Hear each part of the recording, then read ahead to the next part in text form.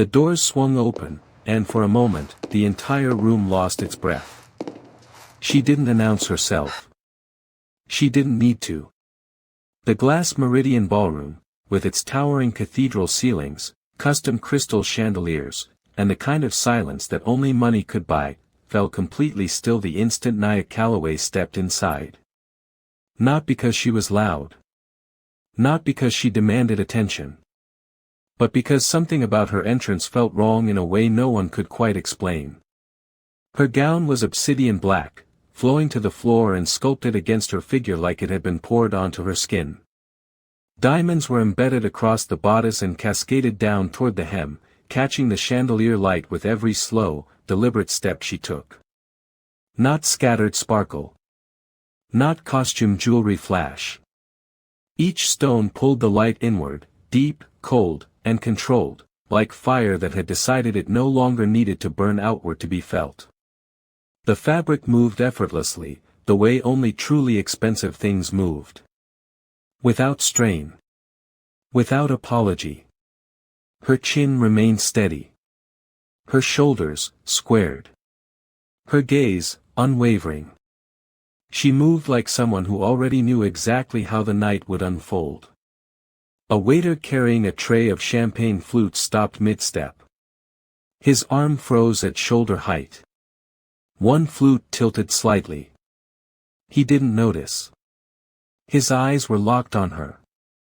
3 feet to his left, a woman in a red Valentino gown lowered her phone, the video she'd been recording forgotten entirely, and simply stared. Across the room, 2 men in tuxedos paused their conversation. One of them leaned toward the other without looking away from her. His lips moved. No sound came out. The whispers came slowly at first. Then all at once. Who is she? Did Han Global add a last-minute guest? I don't recognize her, do you recognize her? And then, cutting through every other voice in the room, soft and confused and carrying the kind of disbelief that hadn't found its shape yet, a woman near the east corridor pressed her hand against her companion's arm and said, "Is that, the janitor?" 4 words. Barely above a whisper. But in a room where sound traveled the way it did in a glass meridian, off marble, off glass, off the expensive silence between powerful people, those 3 words landed like a stone dropped into still water. The ripple moved outward. Heads turned in sequence. One by one, then all together. And still, Nia Calloway did not stop walking. Her breathing was even. Controlled. The kind of breathing you only learn after years of keeping yourself invisible in rooms full of people who looked through you. She had perfected that invisibility.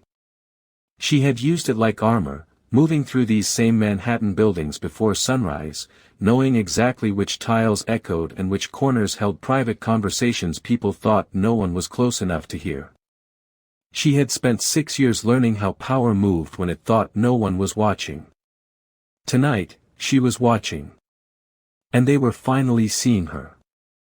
Near the north corridor, a valet who had jogged in from the main entrance pushed through 2 standing guests, leaning toward the head of event security with something urgent written across his face. He said it low, meant only for one set of ears.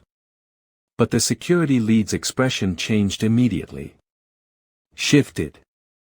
He pressed 2 fingers to his earpiece. Then he turned and looked at Nia the way a man looks at something he doesn't have a category for yet. What he'd just been told was this. The midnight black BMW parked outside, the one that had caused the valets to stop arguing about parking positions and simply stand there, was registered under her name. Not a rental. Not a guest account. Not a corporate vehicle tied to Han Global Holdings. Her name. Nia Calloway. On the title. Clean and legal. That information traveled the room faster than anyone intended. The confusion shifted into something heavier. Something closer to unease. Because confusion has an exit, you find the explanation and it dissolves. But unease stays. Unease means the explanation exists and you're not sure you're going to like it. Cairo Han felt it before he fully processed it. He was standing near the bar, third drink of the evening, easy smile in place, the particular comfort of a man who had never once doubted his position in a room. He saw her the way everyone else did. That first second of non-recognition. Then the next second, the one where his memory caught up with his eyes. The smile didn't leave his face immediately. It retreated slowly. Replaced first by confusion, then by something that tried to become amusement, then couldn't hold that shape either. What settled underneath was something colder. Something that looked very much like the expression of a man whose private joke had just walked into the room wearing $2 million. But it was what happened near table 7, the table that no staff member had approached without being summoned, the table that sat inside its own private pocket of stillness in an otherwise electric room. It was what happened there that stopped everything. The conversation at that table had already gone quiet. The men seated around it had already adjusted their posture, almost imperceptibly, almost unconsciously, the way people do when someone nearby commands a kind of attention that doesn't announce itself. Naya reached the center of the ballroom floor. She stopped. The room, already at half-breath, dropped the rest of it entirely. She lifted her eyes. And across 40 feet of polished marble, past crystal and candlelight and the frozen faces of New York City's most powerful people, her gaze found him. Dae-Jin Han did not look away. And something in the air between them, something no one in that room could name but every single person in it felt, changed. Why was a woman they believed was invisible now the most dangerous presence in the most powerful room in the city? Comment your answer below, and subscribe, because this story is only getting started, and you do not want to be the one who missed what she does next. Cairo Han was laughing before the idea was even fully formed. That was the thing about him, he didn't need a complete thought to find something funny. He needed a target. And that Tuesday evening, 42 floors above Midtown Manhattan, with the Hudson River burning copper through the floor-to-ceiling windows of Han Global's private executive lounge, the target had practically selected itself. The room held 4 men. All of them expensive. All of them comfortable in the particular way that comes not from earning comfort but from inheriting the expectation of it. Cairo sat at the head of the low leather sofa, jacket off, collar open, a glass of Japanese whiskey balanced on his knee. Across from him, Reeves Allgate, Han Global's Deputy Director of External Affairs, a man whose entire career had been built on knowing which rooms to enter and which to avoid, leaned back with the careful ease of someone who laughed at Cairo's jokes for professional reasons. Beside him, a younger associate named Prescott, barely old enough to have earned his position and smart enough to know it, was already grinning in anticipation of whatever was coming. The 4th man said nothing. He stood near the window. His name was Ren Holt, Senior Logistics Coordinator, 15 years with the company, and he was the only one in the room who wasn't smiling. The Winter Sovereign Gala invitations had been printed that afternoon. Thick ivory cardstock. Gold leaf embossing. The Han Global crest pressed into midnight blue wax on the back of every envelope. They were sitting in a stack on the side table, 112 of them, each one pre-addressed, pre-named, representing the most carefully curated guest list in New York's winter social season. Except one. One envelope had no name on it. Cairo had noticed it immediately, and instead of correcting the error, he pulled it from the stack and held it up between 2 fingers like it was something he'd just discovered rather than something he'd engineered. "You know what this is?" he said.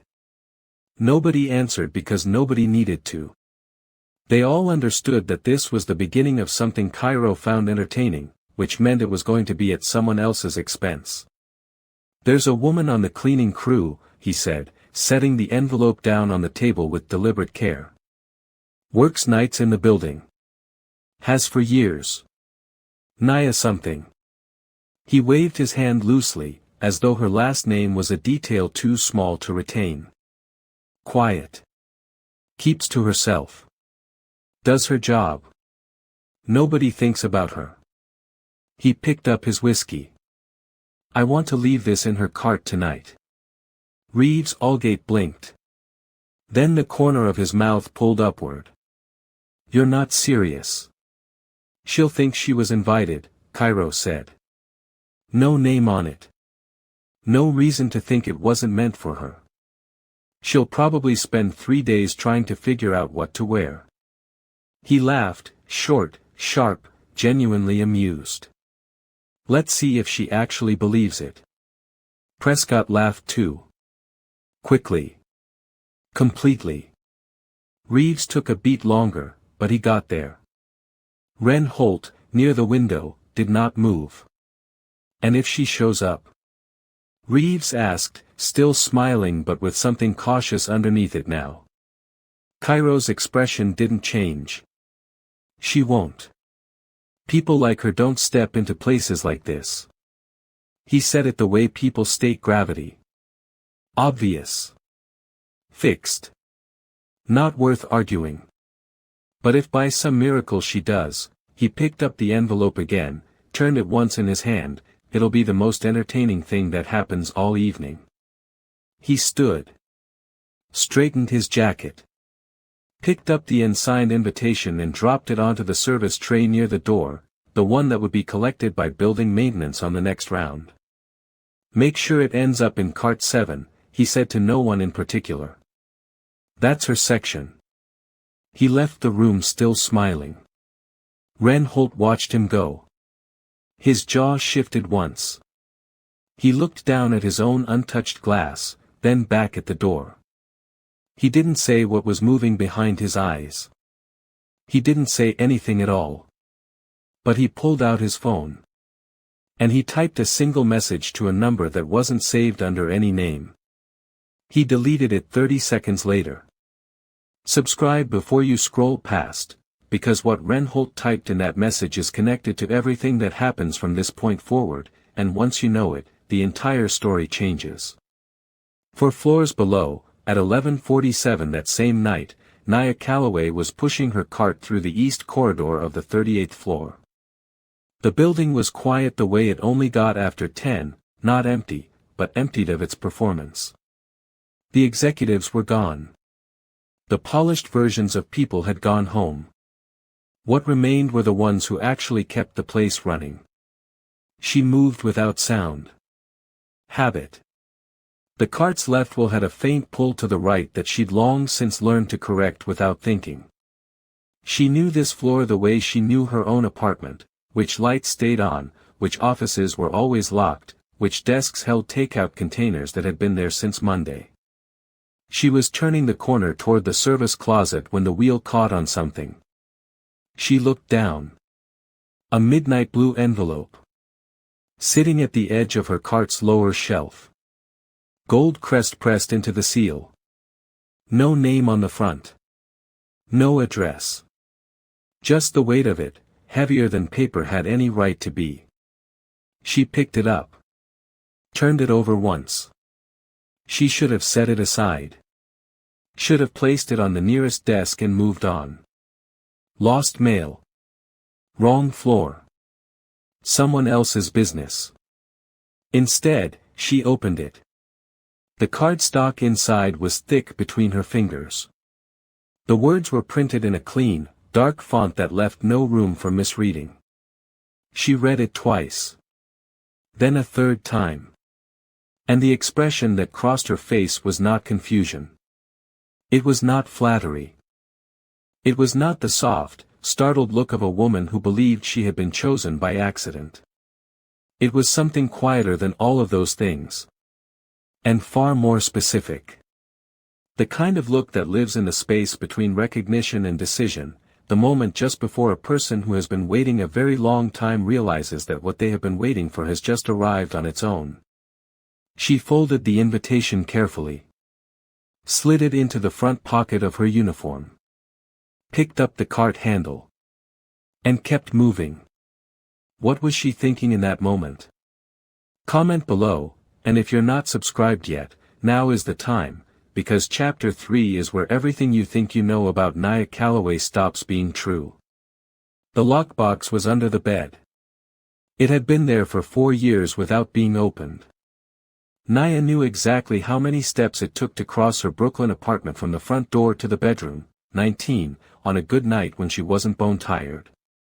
She knew the sound the radiator made at 2 in the morning when the heat kicked on and the pipes expanded.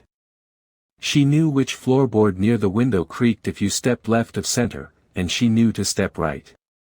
She knew this apartment the way a person knows a place they have chosen to disappear into, completely, and without sentimentality. The invitation was on the kitchen table. She hadn't moved it. Hadn't touched it again since she'd set it down the night before. It sat there in the yellow-white light of the overhead bulb, the gold crest catching the glare, looking exactly as out of place as it was. She stood at the kitchen counter with a mug of coffee that had gone cold 20 minutes ago, still holding it, staring at that envelope like it had said something she wasn't sure she'd heard correctly. The apartment around her was the arithmetic of a life stripped down to function. One chair. A small table. A window with a view of the building across the alley. Books stacked on the floor against the far wall because she'd never bought a shelf, not because she couldn't, but because buying a shelf felt like deciding to stay, and for 4 years she hadn't been ready to decide that. She set the mug down. Walked to the table. Sat across from the invitation like it was a person. This is a trap, she thought. That was the first thought. Clean and immediate. The second thought arrived slower, and it was the one that troubled her, but what if it isn't meant to be one? She understood the difference. There was the joke version of this, the cruel, calculated version where the invitation was bait, and showing up meant walking straight into the middle of someone's entertainment. She had worked in enough buildings, cleaned enough floors beneath enough powerful people to know what that looked like. She could feel it in the specific blankness of the envelope. No name.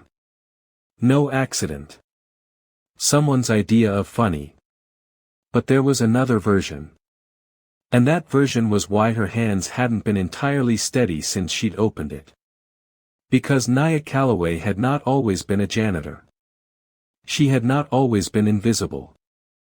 There was a version of her life, sealed off, deliberately buried, left in a city she no longer lived in and a name she no longer used in full, that would have recognized that gold crest immediately. Not because of Han Global. But because of the world that Han Global quietly touched at its edges. The world her late husband, Elias, had moved through for the last 3 years of his life. The world that had eventually swallowed him whole and handed her back nothing but a death certificate with causes that didn't add up and a lawyer's card she'd thrown in the trash. She had never talked about Elias to anyone in New York. She had never told anyone what he did, or who he knew, or what the final 8 months of their marriage had looked like, the whispered calls he took in the bathroom, the sudden trips, the way he'd started checking the rearview mirror on drives that should have been ordinary. She had taken the apartment in Brooklyn and the cleaning job and the quiet because quiet was the only thing she trusted anymore. But the invitation was here. And it wasn't random. She could feel that the same way she used to feel when Elias would come home with that particular set to his jaw, the one that meant something had shifted, something she wasn't being told yet, something that was already in motion. She got up from the table. Walked to the bedroom. Knelt at the foot of the bed and pulled the lockbox out from the gap between the frame and the floor. It was black metal, compact, combination lock. She knew the numbers without thinking. Her birthday, then Elias's, reversed. He'd said it. She'd never changed it. Inside, a bank card she had not used since the year he died. A small stack of documents clipped together, account records, routing numbers, a single page with foreign bank details she had never tried to access. A folded piece of paper at the bottom that she had read twice in 4 years and left alone after that because reading it a third time meant something she hadn't been ready to accept. She picked up the folded paper now. Opened it. Elias's handwriting was small and slanted slightly to the left. She used to tease him about it. He wrote like someone who'd learned in a hurry and never slowed down enough to correct it. The note said, "If they come for you, or if you ever decide you're done hiding, use everything. All of it. You know what it's for. Don't be afraid of the size of it. You were always the smarter one. I just had the connections." Below that, 2 lines. "I'm sorry I didn't tell you sooner. I'm sorry I believed they wouldn't find out." Her hand was trembling. She noticed it the way you notice something you've been trying not to look at, all at once, and with the particular weight of something that has been there a long time. Then it stopped. The trembling stopped. Not because she calmed down. But because something inside her settled into a decision the way a door settles into a frame when you close it firmly. Clean. Final. No gap left. She folded the note. Set it on top of the bank card. Looked at the lockbox for a long moment. Then she reached for her phone and opened a search. Not for the gala. Not for Han Global. She searched for one name, a name from a conversation she had overheard through a barely open office door 6 months ago, a name spoken with the specific kind of weight people use when they're talking about someone they're afraid of. Cairo Han. The results loaded. And the expression on Nia Calloway's face, alone in her Brooklyn apartment at 2 in the morning with her dead husband's last words on the bed beside her, was not grief. It was not fear. It was the face of a woman who had just understood, completely, that the invitation was not a joke aimed at her. It was a mistake made by someone who had no idea who she actually was. If you're not subscribed yet, stop what you're doing, because what Nia does next with that bank card and that lockbox is the moment this entire story pivots, and you will not want to come in late. Subscribe now, and drop a comment telling us, did you see this coming, or did Chapter 3 just change everything for you? She walked into Maison Velour on 5th Avenue at 10:14 in the morning, and the woman at the front desk looked up once, assessed her in under 2 seconds, and looked back down. That was the first mistake. The showroom was the kind of place that didn't advertise. No sign above the door. No window display. Just a brushed steel handle on a matte black door and, inside, the kind of silence that cost money to maintain. Ivory walls. Recessed lighting angled to make fabric glow. Gowns on individual stands spaced far enough apart that each one felt like its own event. The air smelled faintly of white cedar and something warmer underneath, sandalwood, maybe, and the temperature was kept at exactly the degree where you felt slightly underdressed regardless of what you were wearing. Nia was wearing clean dark jeans, a fitted black turtleneck, and flat leather boots. Her hair was pulled back. No jewelry. No visible effort at impression. She looked like someone who had somewhere to be and had dressed to move, not to be seen. The woman at the desk, nameplate reading Celeste, positioning herself as the first filter between the street and the merchandise, did not stand up. "Do you have an appointment?" she asked. The question was technically polite.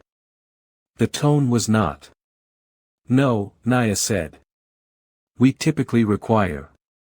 Nia set the black card on the desk. Flat. No presentation. No explanation. The way you set down something that doesn't need one. Celeste looked at it. Her expression shifted in real time, not dramatically, but completely. The particular recalibration of a person who has just realized they misread the room. She picked up the card. Looked at the name on it. Set it back down with a different quality of care than she'd used for anything in the previous 30 seconds. "I'll get Renard," she said. Renard Osei was the senior design consultant, a tall man in his mid-50s, Ghanaian American, with the kind of unhurried elegance that comes from decades of dressing people who mattered. He came from the back of the showroom without rushing, which was itself a form of respect. He looked at Nia once, not the dismissive scan Celeste had given her, but a real look, the professional kind, reading posture and proportion and the quality of stillness in a person. "What's the occasion?" he asked. "The Winter Sovereign Gala," Naya said. "Glass Meridian Ballroom. Saturday." Something moved across Renard's face. Not surprise. More like the adjustment of an equation. "That's 4 days." "I know." He nodded once. "Come with me." What followed was not shopping. It was closer to surgery, deliberate, precise, without sentiment. Renard moved through the back room with the focused quiet of someone who already knew what he was looking for, pulling options and setting them aside with equal efficiency. He didn't ask Naya what she liked. He asked her what she needed the room to understand the moment she walked in. She told him. He went still for a moment. Then he walked to the far end of the rack and pulled out a gown that had not been on the floor. It had been in preservation, a commission piece never collected by its original buyer. Obsidian silk. Structured at the bodice, fluid through the skirt, with hand-cut diamonds set directly into the fabric in a pattern that started dense at the chest and thinned toward the hem like light dissolving into dark water. Renard held it at arm's length. "This was made for a woman who needed a room to remember her," he said quietly. "It's never been worn." Naya looked at it for a long moment. "I'll take it," she said. She didn't ask the price. Renard didn't offer it. The black card handled both of those silences. The fitting took 2 hours. Naya stood without fidgeting while the alterations team worked around her, taking in a 1/4 inch here, releasing a seam there.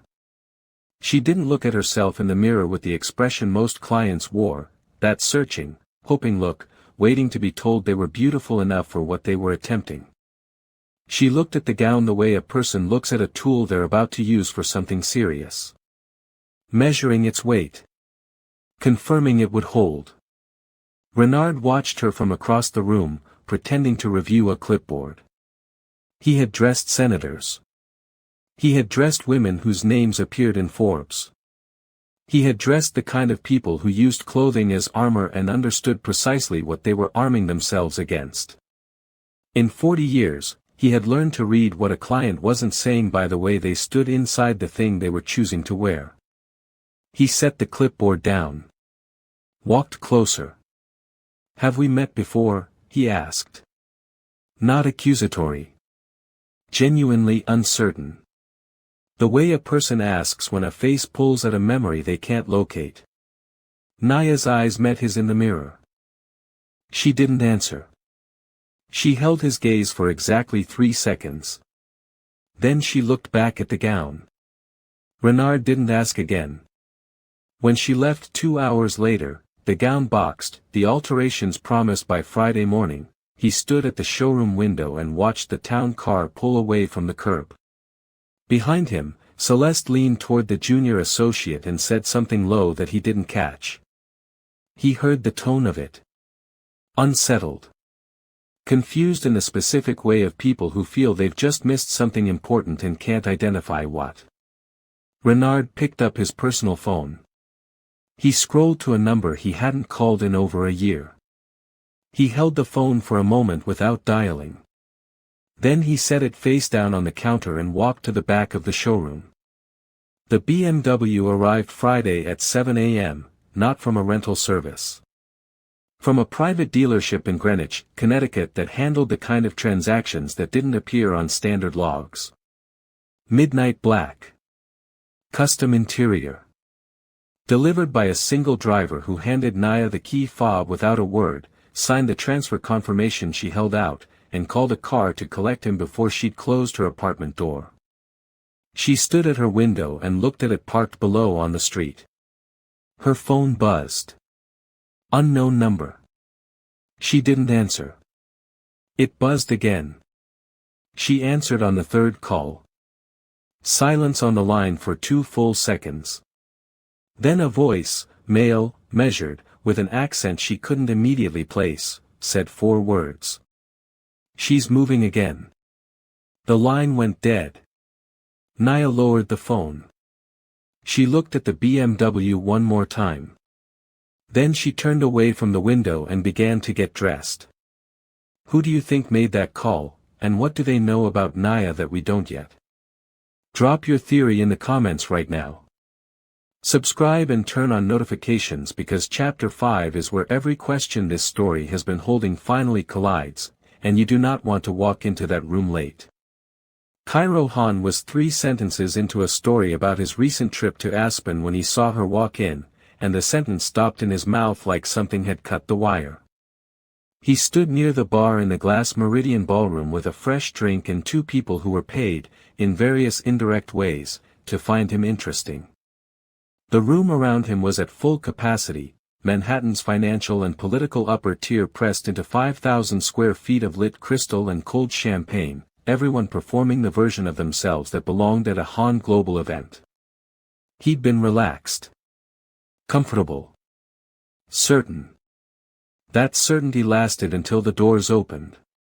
He saw the diamonds first, the way the chandelier light fractured across the gown's bodice, and for one fraction of a second his brain registered it as someone important, someone worth noting, someone whose name he should probably know.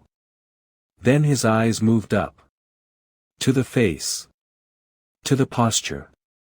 To the absolute, unshakable calm of a woman who was not looking for permission to be in the room. His drink stayed halfway to his mouth. The woman standing next to him said something he didn't hear. Across the ballroom, the effect moved like a current. Not loud. Not dramatic.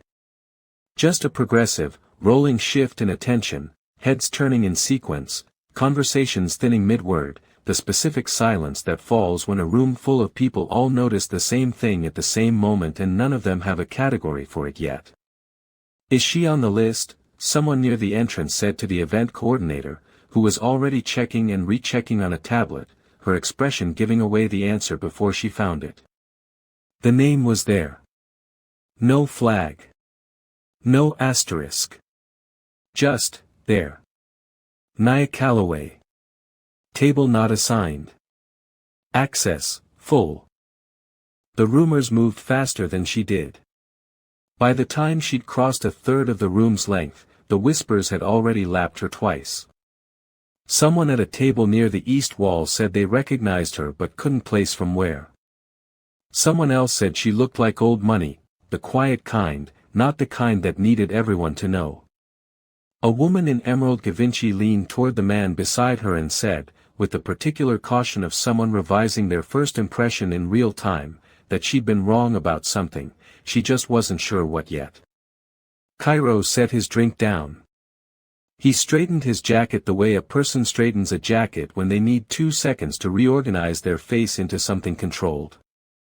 Then he moved, not toward her directly, but cutting a diagonal path through the room with the specific velocity of a man who needs to get ahead of something before it gets ahead of him.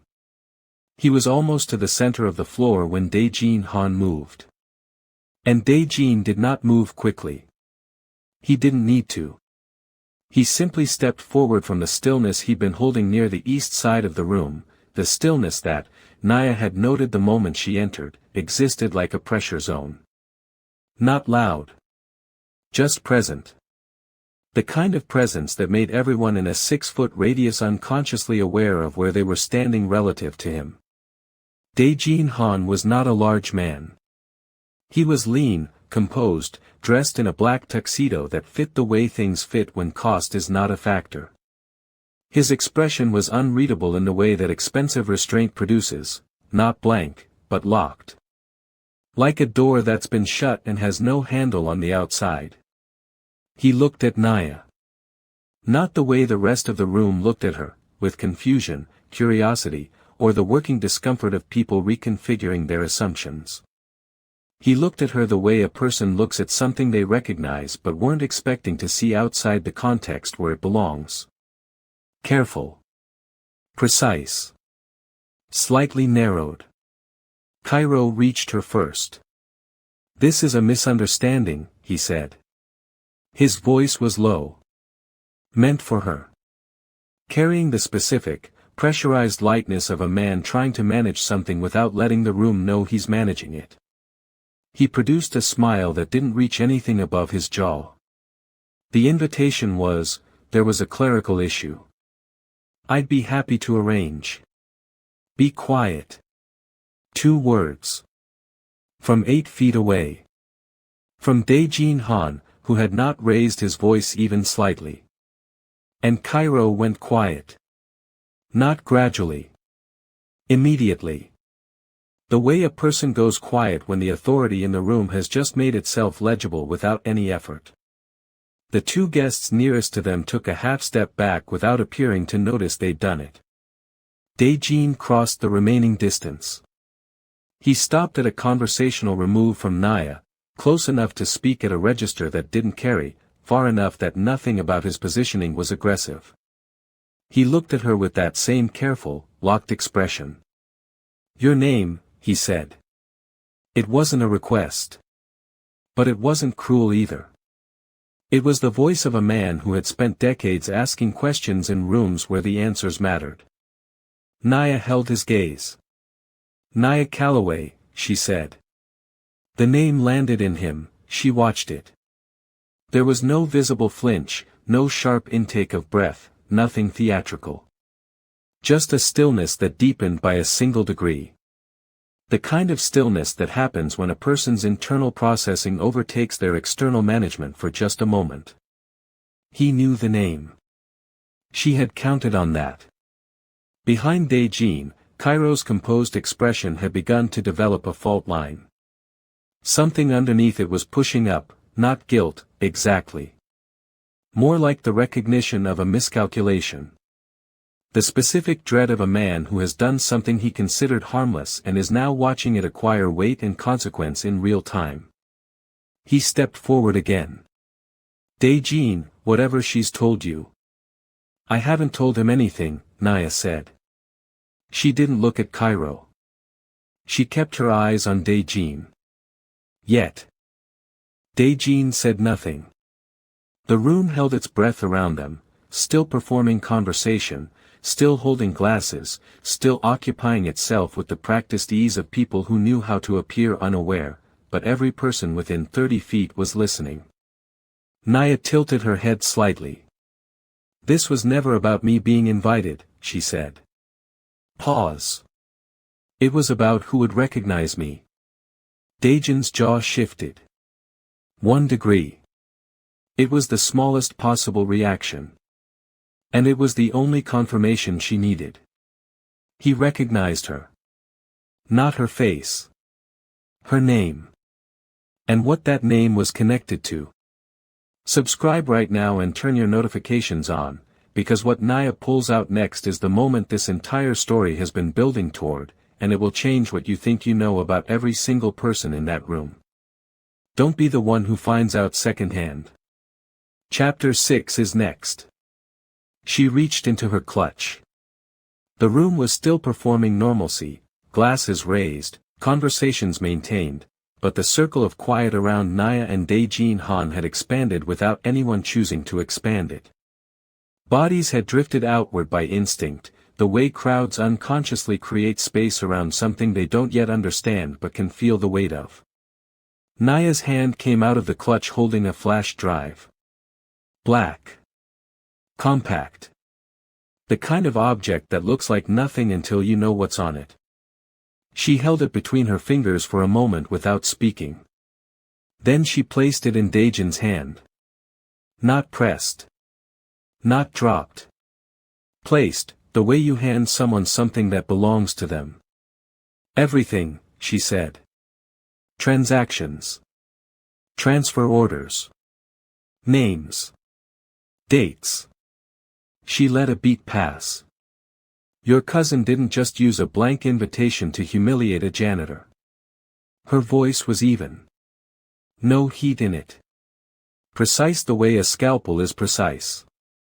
He's been moving money through Han Global's logistics network for 3 years without your authorization. Testing loyalty inside your own organization. Using events like this one, she glanced briefly at the room around them, to see who would look the other way. The silence that followed was the kind that has texture. Dae-jin looked down at the drive in his palm. He didn't open his hand wide. He didn't close it. He just held it and looked at it the way a person looks at something that answers a question they've been asking in private for a long time. Cairo's voice came from behind them, higher now, the composure cracking at the edges. You can't be serious. You're going to take her word over. I believe evidence, Dae-jin said. He didn't turn around when he said it.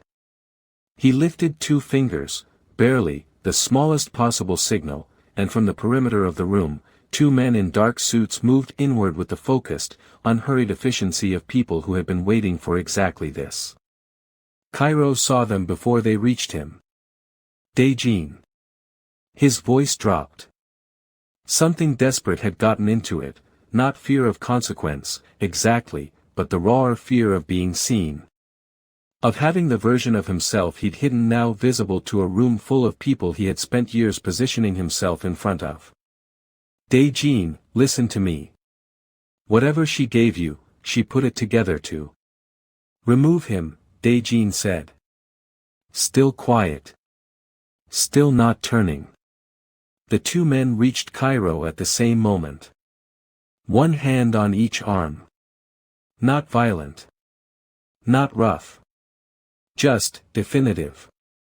The way a door closes when the conversation inside it is over. Cairo was walked out through the side corridor. His voice carried back for 3 seconds, sharp, then muffled, then gone. The room exhaled without exhaling. People looked at their glasses. At each other. At the floor.